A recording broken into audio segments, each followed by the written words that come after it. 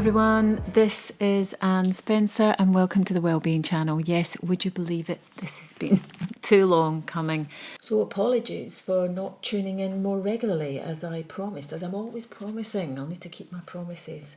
But to forgive me a little, I have been furloughed, well, came off furlough, and now I'm retraining into testing and tracing. Yeah, I'm a test and tracer. So I'm trying to assist and help everyone manoeuvre themselves into the next era, which looks like after Christmas will be 2021. Can you believe that, guys? And I have to check in now. We're all locked down and we're coming through to Christmas as well, aren't we? So heading for Christmas and trying to keep ourselves together. Oops, sorry about that. I was watching The Hills Are Alive. Well, The Sound of Music, I should say. Julie Andrews, of course. It's kind of established something in me there. But end of November is about to arrive, so let's try and keep our cool. That's the bottom line. That's what I'm trying to say. Let's keep our cool, darling. But I actually feel like I'm on a radio station here, but as you know, I want to talk about your feelings and your thoughts and how to keep yourself calm, and hopefully you're tuning into or registering yourself in your nice well-being states. That is what I hope you're doing. I didn't do it last week, in fact, didn't do it for 2 nights in a row, 2 mornings in a row, because I was up really early. 5 a.m, by the way, 5 a.m, pitch black. But I was doing a little movie for some of the guys in the conservatoire. Yes, young students, really great guys. And they needed a mature actor, shall we say, somebody between the ages of 50 and 75. I'm in that bracket. So I went along to help them, and it was great. It was great to get back into doing a bit of acting, because as a performer, and I'm not even a professional, well, in terms of, regular work, it's not been happening, and it's still not going to happen right through Christmas. All our pantos, maybe periodically they're doing them, and then obviously we really don't know what's going to happen, do we? But anyway, I want to talk about how you can, just by calming yourself, change the way in which your body works and your genes. Just a small piece of information. Obviously, I've read up on this and I thought, that's it.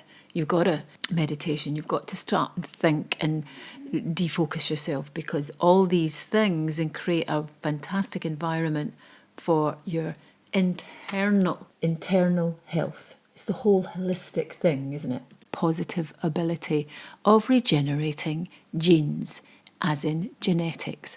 How's about that? That's what this is all about. So I'm going to take you there. Excuse the noise there.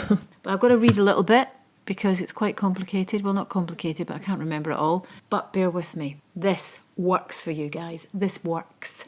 And try and make this an everyday practice for yourself, guys.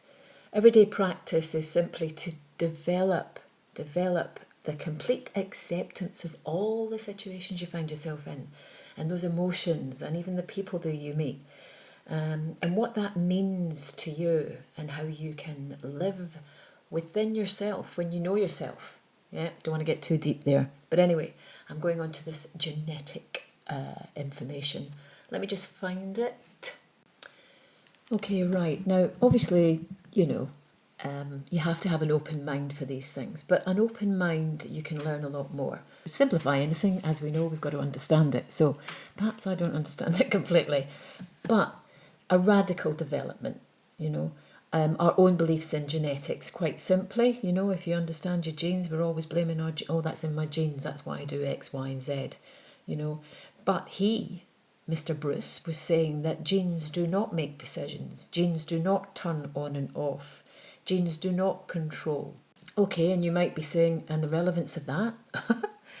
Well, the relevance of that is the nervous system is adjusting to your genetics, or is adjusting of your genetics, and that's a direct connection to the cell and the environment. So it's the environment that changes. The cell has the ability to read the environment and adjust its biology to accommodate change. And then again, and so with the relevance of that, Well, the gene controls life, so we didn't pick up the genes that we came with. So if you're feeling anxious or stressed, you're downloading various hormones, stress hormones within your body where your cells are created. Exactly where, I won't go into. And the environment you're creating within your body is perhaps an unhealthy environment for a new gene expression.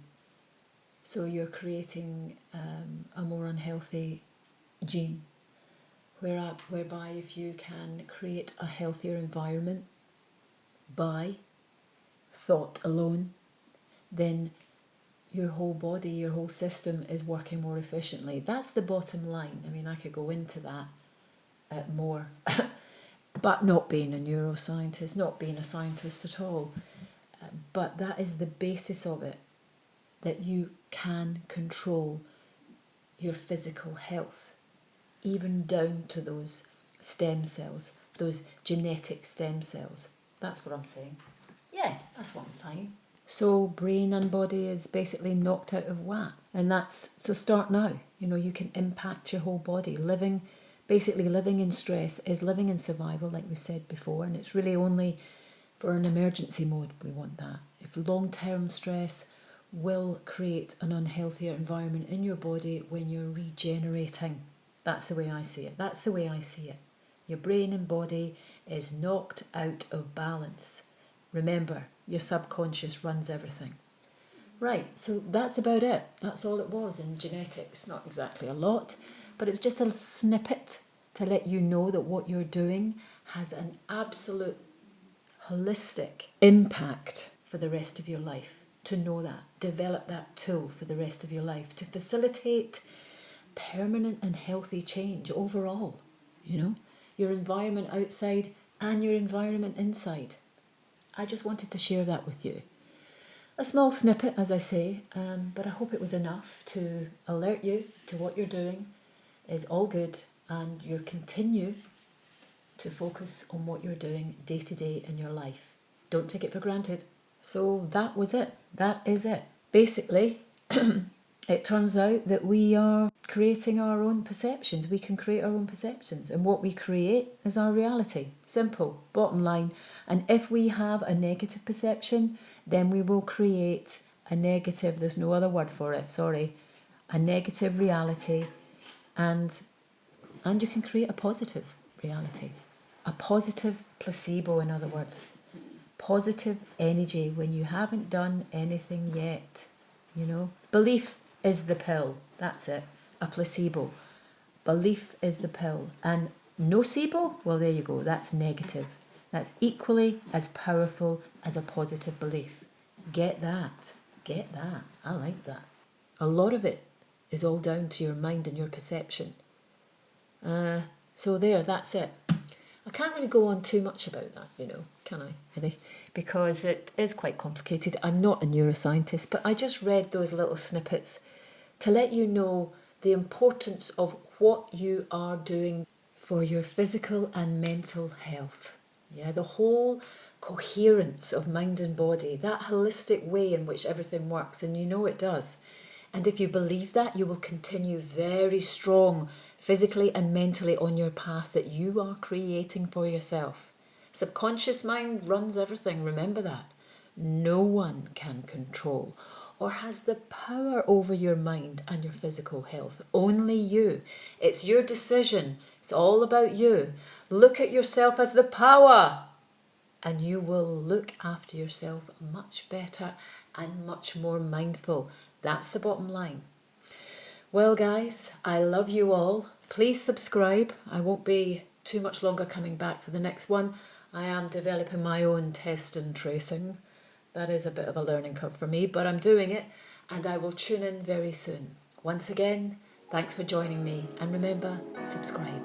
Bye for now.